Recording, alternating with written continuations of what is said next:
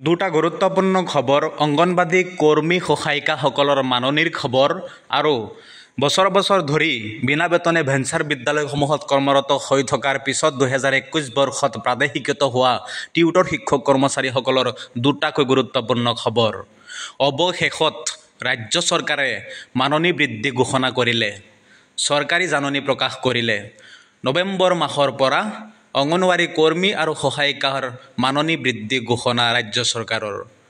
অংগনবাড়ী কৰ্মীসকলৰ মাননি 1500 টকা বৃদ্ধি ঘোষণা কৰিছে আৰু সহায়িকাসকলৰ বাবে 750 টকা বৃদ্ধি ঘোষণা কৰিছে ৰাজ্য চৰকাৰে। চলিত মাহতে যি আপোনালোকৰ মাননি আপোনালোকৰ বেংক একাউণ্টত সোমায় সেই মাননিৰ সৈতে এই টকাটো যোগ হ'ব।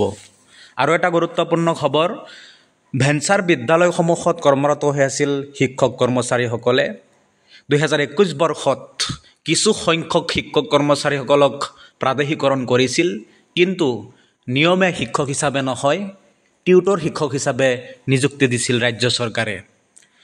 শিক্ষক মৰ্যাদা নাপায় পুনৰ এবাৰ সদৌ অসম প্ৰাদেশিকৃত মধ্য ইংৰাজী আৰু নিম্ন প্ৰাথমিক শিক্ষক টিউটৰ সংস্থাৰ আন্দোলন ঘোষণা।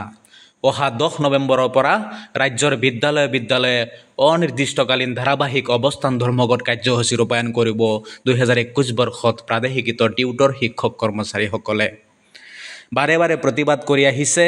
ৰাজ্য চৰকাৰে প্ৰতিশ্ৰুতি প্ৰদান কৰিছে যে টিউটৰ শিক্ষক কৰ্মচাৰীসকলৰ যি দৰমহা সেই দৰমহা বৃদ্ধি কৰা হ'ব। ৰাজ্যৰ মুখ্যমন্ত্ৰী ডাঙৰীয়াই কৈছিল যে অক্টোবৰ মাহতে টিউটৰ শিক্ষক কৰ্মচাৰীসকলৰ দৰমহা বৃদ্ধি কৰিব আৰু যিসকল টিউটৰ শিক্ষক কৰ্মচাৰী উপযুক্ত অৰ্হতা আছে যোগ্য টিউটৰ শিক্ষক কৰ্মচাৰীসকলক নিয়মীয়া শিক্ষক পদত নিযুক্তি প্ৰদান কৰা হ'ব।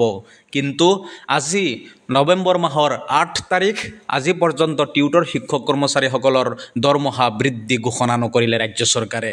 কেইদিনমান পিছতেই অৰ্থাৎ 25 নৱেম্বৰৰ পৰা বিধানসভা বাজেট অধিৱেশন অনুষ্ঠিত হ'ব। সেয়েহে বাজেটৰ পূৰ্বে ৰাজ্য চৰকাৰে লিখিত প্ৰতিশ্ৰুতি দিব লাগিব, কেবিনেট বৈঠকত সিদ্ধান্ত গ্ৰহণ কৰিব লাগিব যে সকলো টিউটৰ শিক্ষক কৰ্মচাৰীসকলক শিক্ষক পদলৈ উন্নীতকৰণ কৰিব বা কৰিছে বুলি। সম হাৰত বেতন প্ৰদানৰ দাবী, পেঞ্চন, জীৱন বীমা, স্বাস্থ্য বীমা আৰু অৱসৰকালীন সুবিধা প্ৰদান কৰাৰ দাবী টিউটৰ শিক্ষক কৰ্মচাৰীসকলৰ।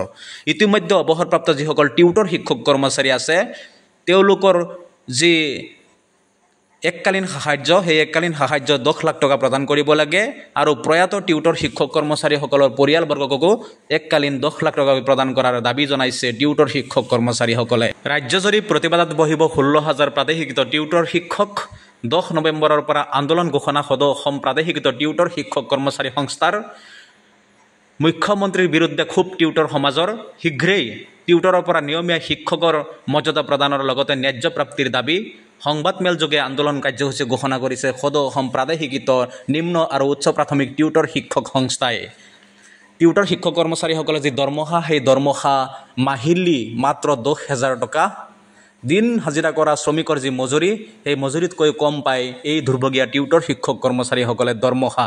সেয়েহে শীঘ্ৰে ৰাজ্য চৰকাৰে 25 নৱেম্বৰত যি অসম বিধানসভা বাজেট অধিৱেশন অনুষ্ঠিত হ'ব, অসম বিধানসভা বাজেটৰ পূৰ্বে কেবিনেট বৈঠক অনুষ্ঠিত কৰি টিউটৰ শিক্ষক কৰ্মচাৰীসকলৰ যি জ্বলন্ত সমস্যা সেই জ্বলন্ত সমস্যাসমূহ সমাধান কৰিব লাগে।